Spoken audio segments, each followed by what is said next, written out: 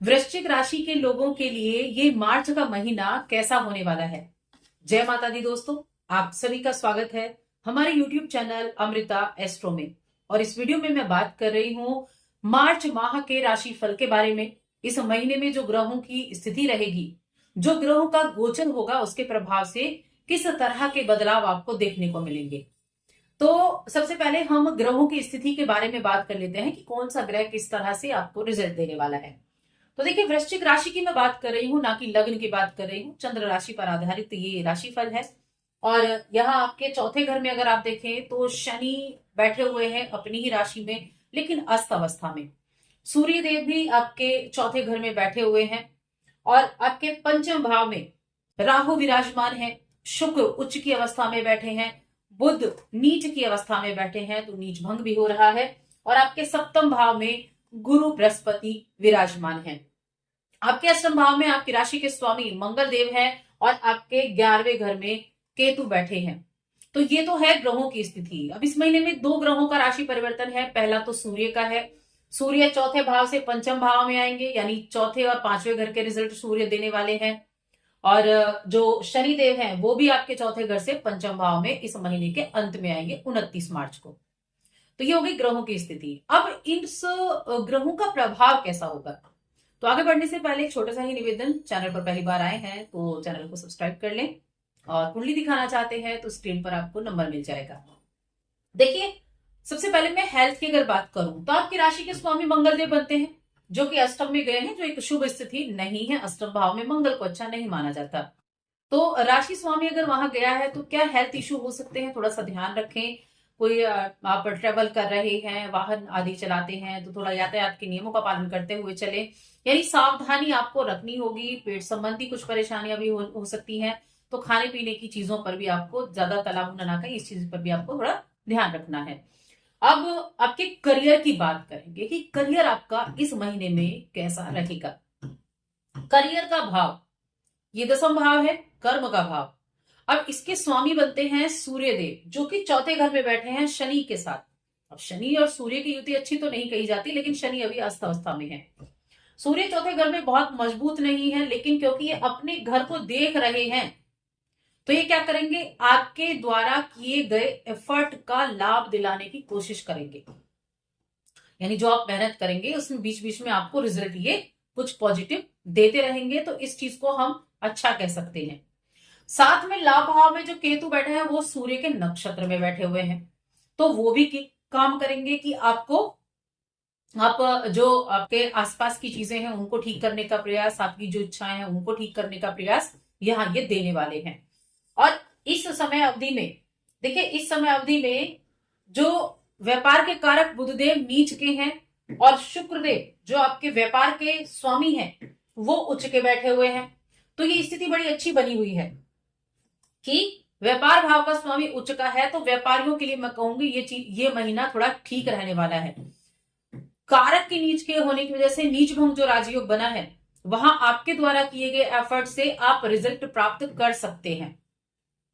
एक बहुत अच्छी स्थिति यह भी बनी हुई है कि शनि अस्त है, लेकिन बृहस्पति के नक्षत्र में है।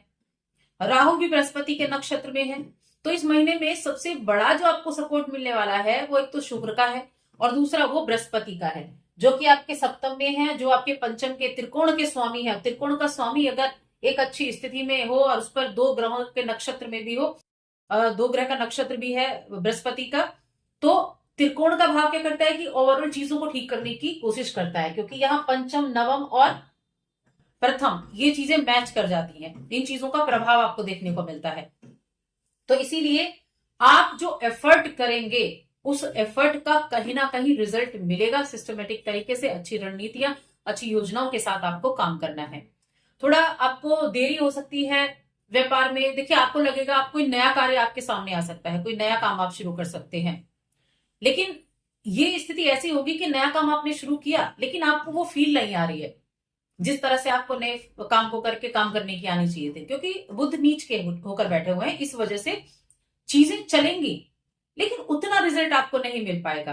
तो एफर्ट डालने के लिए आपको क्या, द्वितीय भाव के स्वामी गुरु बृहस्पति सप्तम में बैठे हैं धन दिलाने की पूरी कोशिश कर रहे हैं, लग्न पर दृष्टि डाल रहे हैं, राशि पर दृष्टि डाल रहे हैं, 1 2 3 4 5 लाभ भाव को भी देख रहे हैं और आपके आपके तीसरे घर को भी देख रहे हैं।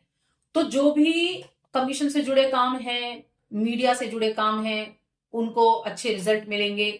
आप जिस चीज में अच्छे से फोकस करके चलेंगे, मेहनत करते हुए दिखाई देंगे, उससे आप अच्छे रिजल्ट प्राप्त कर सकते हैं, क्योंकि राशि स्वामी अष्टम में भी है। और गुरु बृहस्पति क्या कर रहे हैं? गुरु बृहस्पति इच्छाओं की पूर्ति का भी कार्य कर रहे हैं। तो गुरु का सपोर्ट सबसे ज्यादा है इस महीने में आपके लिए, आर्थिक स्थिति को बेहतर बनाने के लिए। क्योंकि इस समय अवधि में देखिए, आपको धन को सुरक्षित करने में किसी की मदद मिलेगी। कुछ निवेश वगैरह अगर आप करते हैं तो उससे आपको अच्छा रिजल्ट मिल सकता है, क्योंकि पंचम भाव, यह पंचम भाव का स्वामी भी ठीक है और पंचम भाव में ग्रहों की स्थिति भी ठीक है।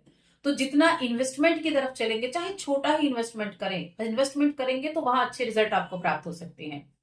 भाग्य भाव है चंद्रमा का, जो बहुत जल्दी राशि बदलते हैं, लेकिन इस चंद्रमा के नक्षत्र में बृहस्पति बैठे हैं और बृहस्पति कारक भी हैं नवम भाव के, काल पुरुष की कुंडली में।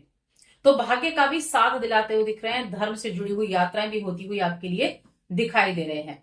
लेकिन मैंने कहा कि योजना बनाकर काम करेंगे तब आपको अच्छे रिजल्ट देखने को मिलेंगे, तब आपको अच्छे रहेंगे। वरना आप जल्दबाजी में कोई काम करते हैं तब आपको दिक्कतें देखने को मिल सकती हैं।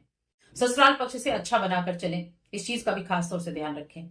चलिए अब आपके बात कर लेते हैं प्रेम जीवन और वैवाहिक जीवन के मामले में। तो देखिए, प्रेम जीवन की अगर बात की जाए तो प्रेम के स्वामी गुरु बृहस्पति होते हैं, जो कि सप्तम में बैठे हैं ठीक स्थिति में, और प्रेम के कारक शुक्रदेव उच्च अवस्था में बैठे हुए हैं। तो मैं कहूंगी प्रेम जीवन के मामले में तो चीजें जो है वो अच्छी मुझे दिखाई दे रही हैं, जो कि पंचम के स्वामी की स्थिति अच्छी है और सप्तम का स्वामी भी उच्च है। तो वैवाहिक जीवन भी आपके लिए सही दिखाई दे रहा है। तो प्रेम जीवन के मामले में महीना अच्छा है, राशि के स्वामी थोड़े से नेगेटिव जा रहे हैं और मध्य माह तक मैं कहूंगी ज्यादा अच्छा है प्रेम जीवन के मामले में। उसके बाद सूर्य का गोचर हो जाएगा पंचम भाव में, तो पंच ग्रह योग बनेगा। पहले तो 4 ग्रह होंगे, ग्रहण योग भी बनेगा, बुधादित्य योग भी बनेगा।